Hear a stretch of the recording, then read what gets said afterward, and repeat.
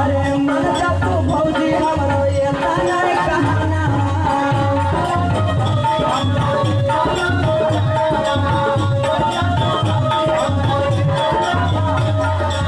मन जातो भौजी हमरो येता नहीं कहना भौजी येता नहीं कहना सुनत हो ने भौजी अरे मन के पुरैया भौजी हमरो रमना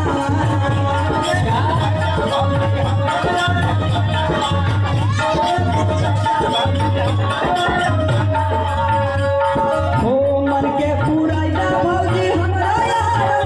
भौजी हमरो रमना कितने बस कैदा भौजी काम हमरो चलो ठीक बात सुनते लगा अपन बहाना करो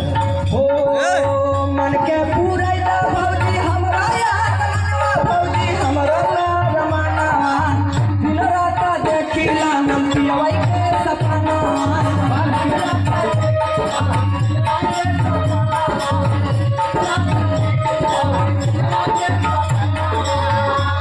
अरे दिन रात देखिला हम पियवै के सपना भौजी पियवै के सपना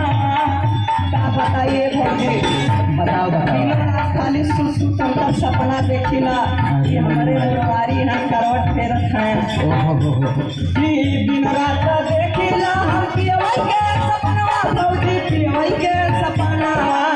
मुन्ना मातर देखिया फसल का पराना मुन्ना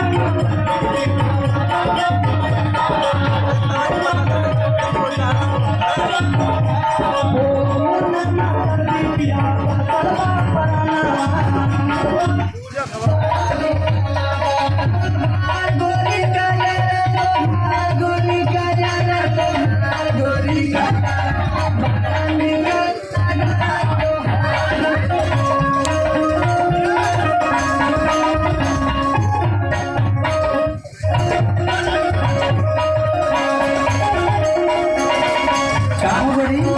कहाँ जा तू भाई मैं काजल लगा के